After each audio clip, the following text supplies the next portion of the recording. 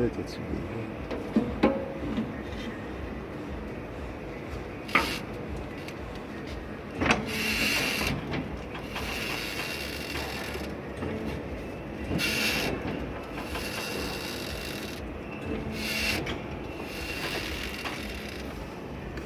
Отсюда тоже не видно их.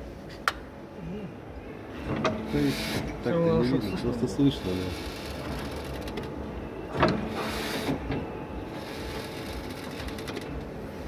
Как я ражусь.